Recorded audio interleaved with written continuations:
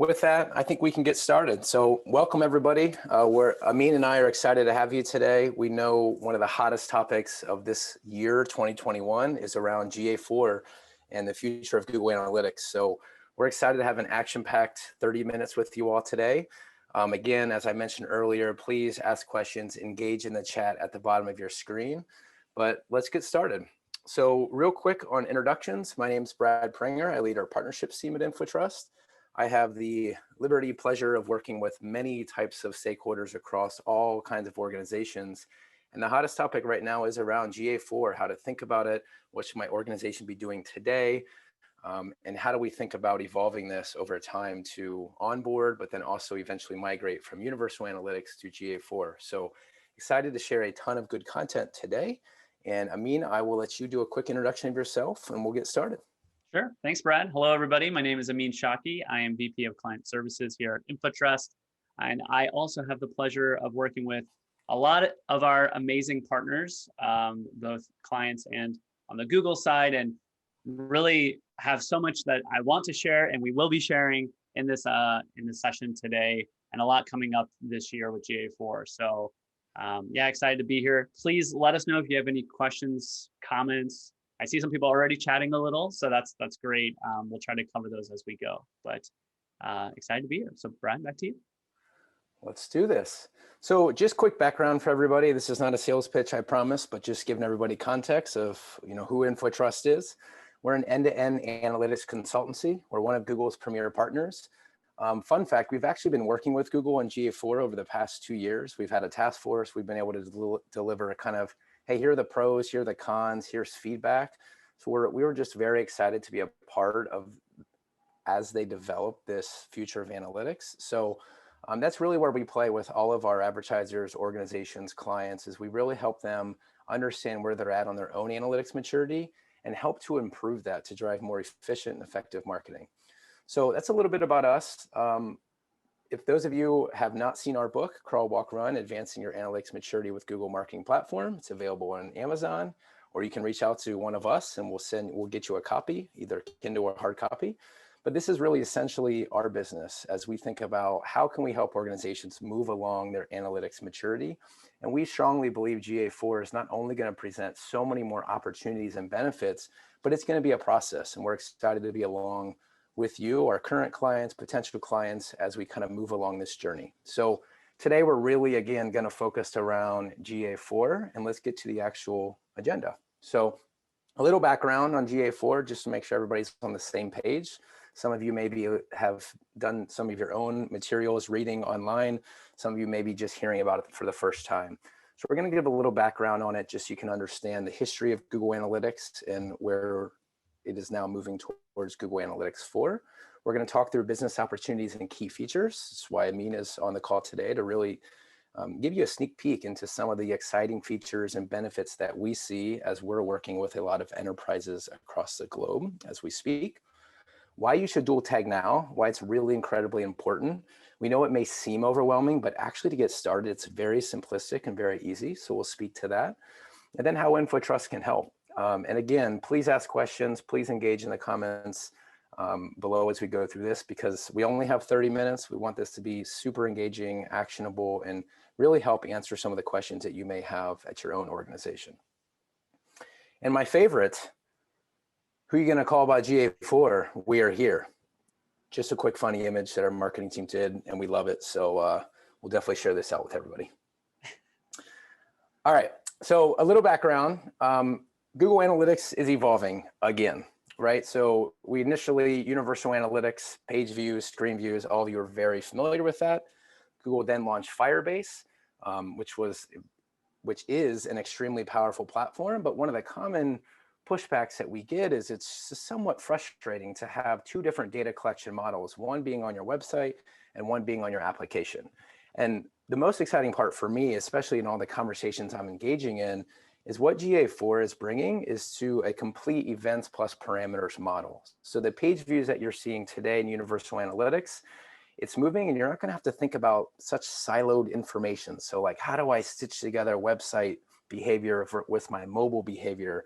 It really is a groundbreaking move that Google's making to provide a consistent cross-platform not only architecture, but really better understanding how your consumers are engaging with your different properties, whether they be via an application or via a website. So that just gives you the background of Google Analytics 4. There's a lot of exciting promises, features, updates that I'm going to kick it over to Amin to talk about. So Amin, with that, I'll send it your way.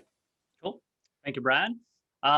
So we wanted to distill the 3 key challenges and value adds that GA4 brings. There's many, many more. And if you want to see some of the other ones, feel free to check out a recording from our retail summit that we did earlier in February. I think our marketing team will pop a link to that as well. But the first pain point that I think from my experience working with lots of different partners with the current Google Analytics, Universal Analytics platform is that getting to analysis can be time intensive and also sometimes restrictive in the UI itself.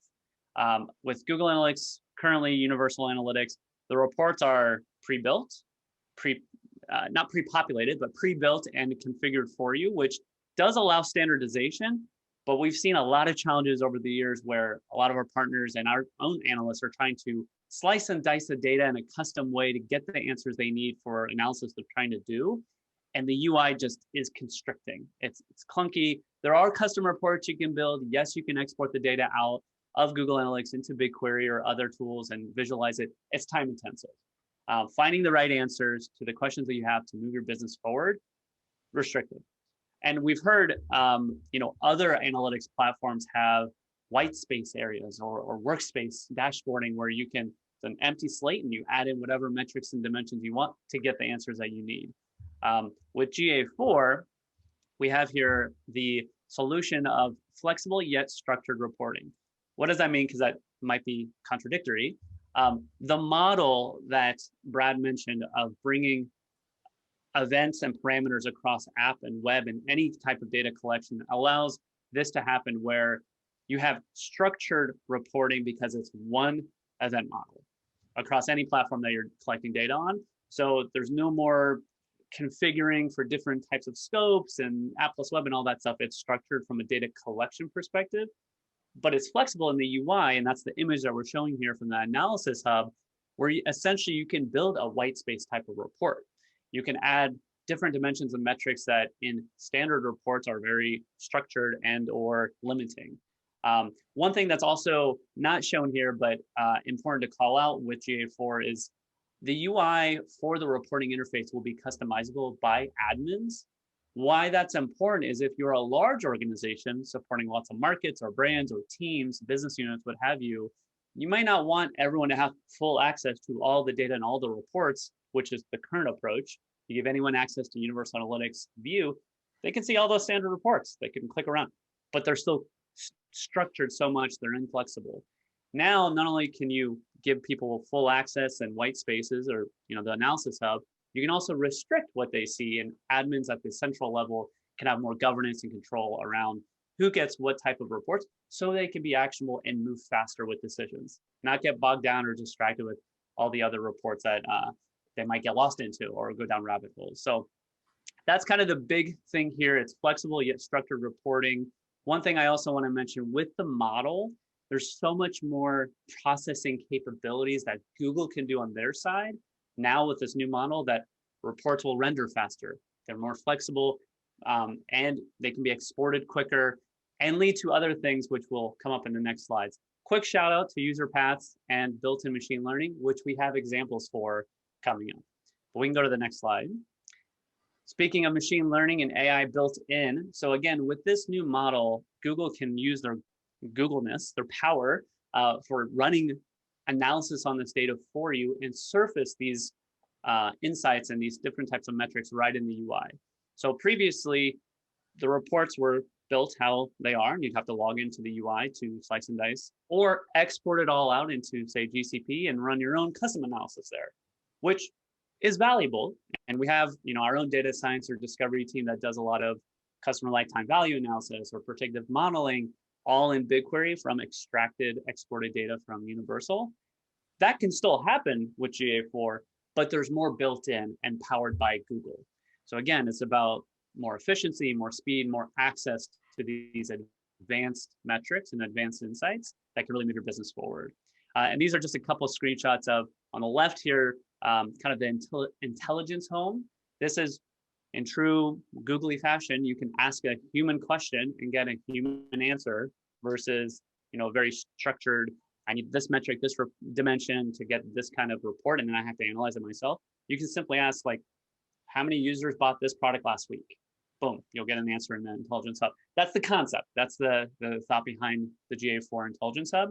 And then on the right, these are some of those advanced metrics, which I think we'll also show a little later.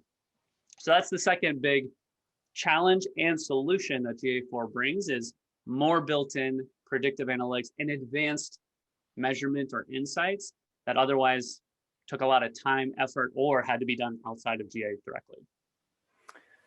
And just to add one thing, Amin, is I know this is a common challenge for a lot of organizations today, especially organizations that don't have, in-house data scientists, data engineers. In the current universal analytics, it's a little bit more challenging to have that AI ML led, like, give me the analysis automatically and like help me understand my business and make decisions. So I really think this piece is going to be a game changer that allows an everyday organization that may not have these massive teams to do all of this work for them, to start get some of those out of box insights. And Google's moving everything they do to ML AI led. So I think it's a really powerful piece that I'm excited to share with potential partners, to be like, hey, this is something that you're going to get out of the box versus you used to maybe have to find some special skill set to do this. So just wanted to add to that, because I think this is a really big piece of GA4. Yeah. And before we click, well, it's okay, we click to the next slide, but I do want to address a question that there's actually one or two in the chat. Good questions. The first one, seems like a lot of user management required. I think this is in relation to my earlier point of how the UI of GA4 can be customized by an admin so that certain groups of users see certain types of reports and or metrics and dimensions. It's true, that statement, that that in itself might require more user management governance and permissions. From what we've seen, there are going to be ways where you can have, similar to today, kind of the standard out of the box approach, which is all see this set of reports, but you can get granular. So it's really up to your organization, your business, how much management and governance you want to enforce with who sees what types of data. But absolutely, the option is there to have more control, have more governance, and decide which type of users in your organization belong to what type of permission sets or permission roles, and see what type of reports. There's going to be a lot of options for that configuration. If your organization is heavy on that type of stuff, this is actually a welcomed feature, because you'll have to configure all that, and that was lacking before. If your organization's a little bit more lean, smaller analytics team or what have you, you can still go with the standard, so it's not every new user has to be selected exactly what they see. They can be added to a group with a certain permission set, and they'll get those reports. As of today, this feature is evolving and rolling out this year, but that's our understanding. There was one other question, Amin, in the actual Q&A. So what changes in the API do we need to prepare for? Good question. Broad. So I might give it a broad answer back. I know there's a lot of like specific APIs and changes like that, but one thing that I'll mention is that GA4 is completely a separate property in Google Analytics. GA4 properties can live side by side Universal Analytics properties under an account, but they are a completely separate property. So much so that, this was feedback we gave Google in the UI. There used to be a button to say, upgrade to or migrate to GA4 within your Universal Analytics property. I think now it's like get started with GA4. I can't remember the exact verbiage, but that's because, we called out that it is a separate property entirely. So it will have its own set of APIs. And I think this was another question, with GA4 properties, once you create them and start pumping data into them, any dashboards you have set up based on Universal Analytics data will also need to be configured to connect to these new GA4 properties.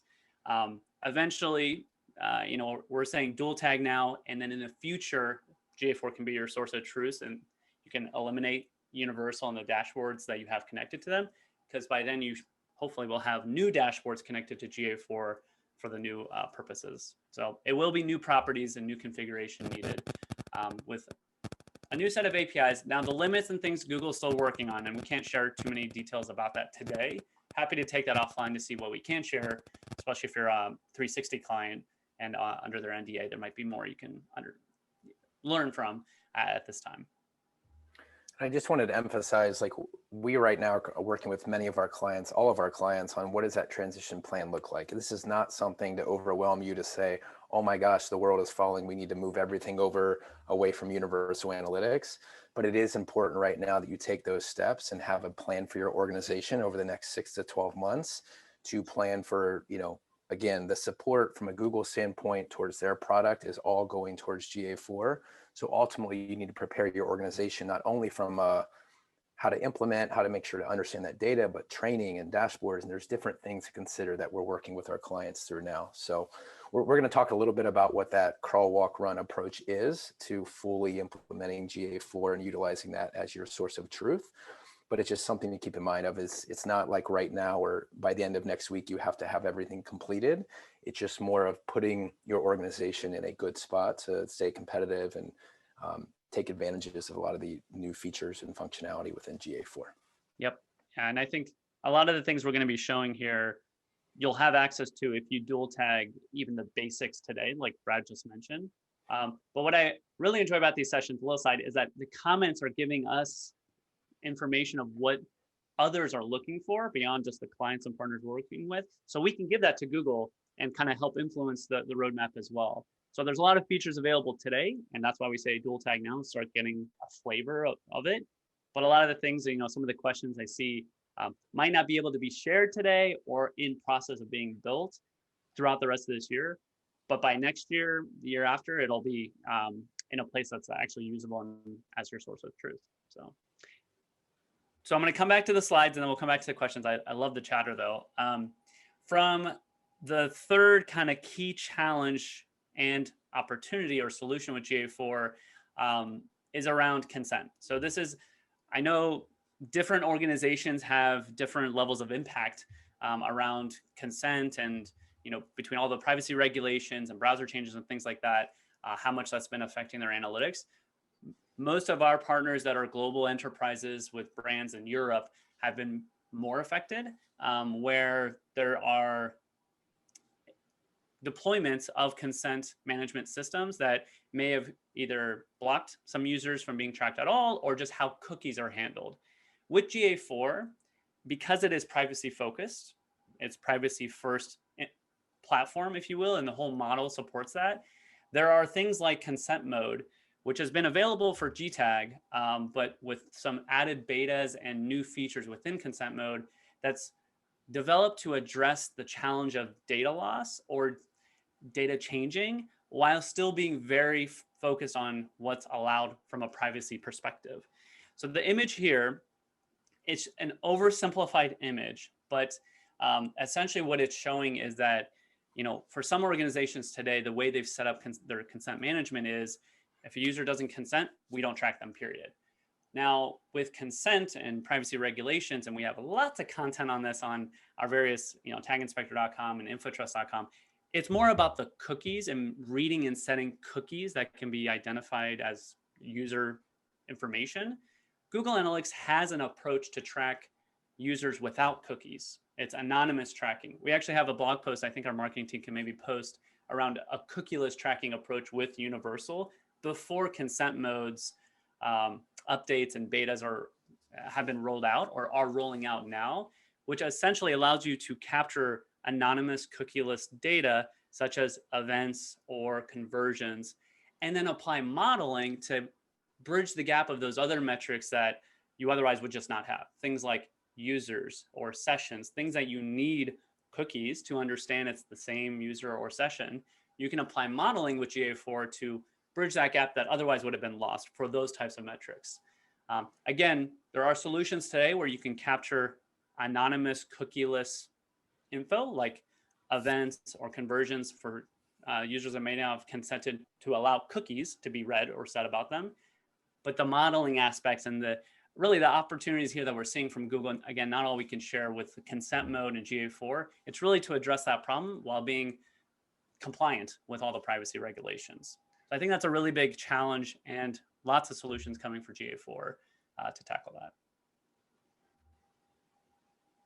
Okay, so some example reports, time check. We have just a few minutes, but I wanted to really kind of surface some of the reports that are available today. If you were to deploy GA4 today, even with just a basic page view event.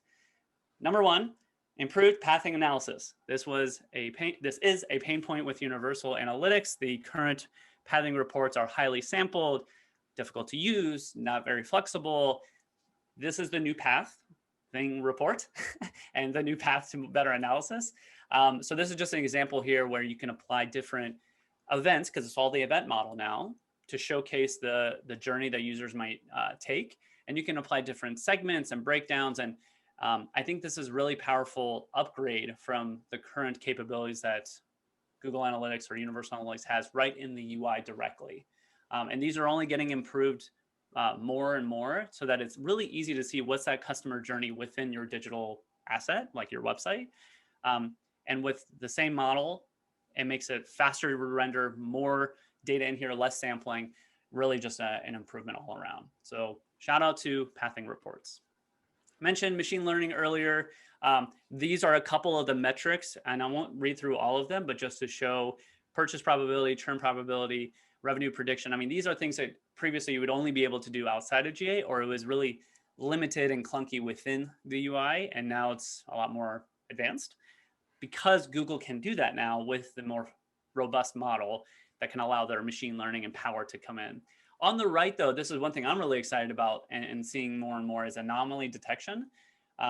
Automatically having Google Analytics surface to you, hey, this happened that's not expected, something to look for and kind of further analyze or jump to, versus having analysts trying to find those nuggets themselves. You know, a lot of time invested into that.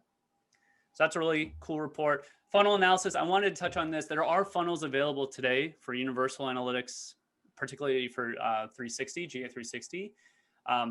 This gives you a lot more access to them and more steps, more ways to slice and dice it. It's just a lot more, again, white space versus the previous version, very restrictive as far as how you build and customize those reports. And then I think the last report that I'm calling out, just to keep it tight on time, is cohort analysis. Again, a report that's available today, but the key takeaway here is that this is a lot more customizable. You can see all the options on the left, and these are only going to be built out further so that you can slice and dice how you want to see your cohorts. I know a lot of our team are really excited about this report that use this on a day-to-day.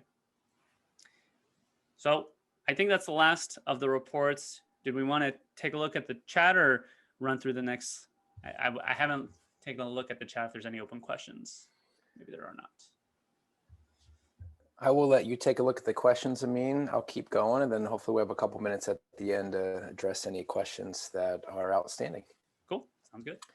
So we wanted to really kind of finalize or wrap up this 30 minutes with you today, is to really focus on prepare now. This isn't something that we are recommending to put off or wait for 6 months or, hey, we don't have time.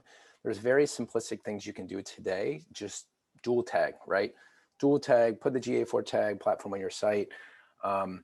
It's likely to be less expensive, which is going to allow you as an organization to put more working dollars towards your analytics versus, enterprise or license fees. The changing of the model has allowed you to, you're going to have a more, as Amin just walked through several examples, you're going to have more predictive analytics. You're going to have more tools, more views or reports, and frankly, more customization to allow you as an organization to really build the reports and the models and look at the data in a way that helps drive your business. GA4 is not at parity with Universal today. Like, in no way are we saying that right now, but the promise of it, and even in 2022, is really kind of that key pivotal time where we believe it's going to be truly enterprise ready and apples to apples. There are going to be multiple features. So the earlier you can implement GA4 today, first, you're going to have historical data, right? That's going to be a big piece. Is as you look at your business year over year, quarter over quarter, the earlier you can add GA4 to your site today, the more you're going to have historical reporting. But then also it gives your team and your organization a chance to learn and train and evolve. You're not moving away from Universal Analytics as your single source of truth, but you're preparing for this migration or transition ultimately that will be GA4 that has so many more features and opportunities than Universal does today. And finally, I mean, again, back to the AI machine learning, I joke, or AI machine learning, I joke internally, like, you know, maybe I can actually do something within GA4 now, not having a technical analytics background. Probably a stretch for me, but for those, you know, maybe analysts that are coming to your organization, it does allow them to be much just faster and actionable with the data that's happening today. Hey, Brad, can I jump in to answer a question that's very relevant to that last Absolutely. slide? Absolutely. One question came in about, do we need to rewrite our data layer and all the tracking, things like that? This is actually a really important point, that a data layer is critical for the future of analytics as well. So if you have a data layer written in a way that's for universal analytics, there might be some updates, but most of it can be used for GA4. So if you're using a tag management system, not only the page view basic event that you can throw in, there's also the custom events that you can capture immediately into GA4 as well, particularly for e-commerce.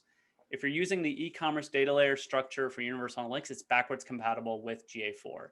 So another really easy thing to deploy if you have a tag management system like GTM, you'll already have that data starting to track today. And to Brad's point, once there is full parity, that's when we can start migrating some of the configuration. Another quick question about custom audiences. Yes, you will need to recreate them. They are new properties, but if you start today, they'll be ready once you are ready as an organization to use GA4 as your source of truth down the line. But that's why it's important to dual tag today to build that data up. Back to you, Brad. Yeah.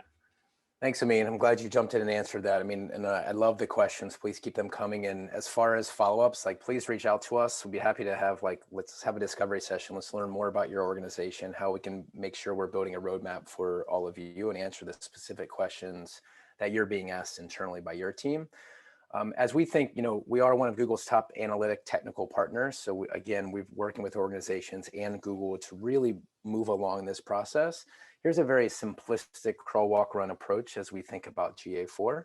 So again, today, deploy, dual tag, but then eventually make GA4 the single source of truth. So from a training standpoint, dashboarding, implementation, this is something where you can lean into the InfoTrust team to help. So let us know if we can help, and feel free to ask questions for our team. We're there. And finally, we have a resource hub. So if you're just looking to just educate yourself and learn more about all of these changes, this resource hub you can see the actual link at the bottom. I called out some very specific articles that are going to be super relevant and helpful for you to really go 100 miles an hour. And within a couple, by reading a couple articles or watching a couple webinars, you're going to be able to really understand what's important about GA4 and the decisions that you need to make as an organization, but then also some of the timelines and roadmaps as things. So we're going to continue to update this, continue to add more resources as we work with Google and understand new features that are going to be rolling out over the next year. So with that, I know we're at time, but this has been an amazing session. We purposely wanted it to be 30 minutes and action-packed because we know all of you are burnt out from videos, and we really wanted an engaging audience, which we got. So Amin, any final words from you? I just wanted to thank everybody, and this was an awesome session, and we look forward to many more conversations following this. This is just a start. Yeah, no, terrific questions. Thank you. And I apologize we didn't get through all of them. Please ping us through our website. We're happy to tackle some of these. And remember, dual tagging today does not mean losing what you have existing, universal analytics and all that. It's side by side to have them run together.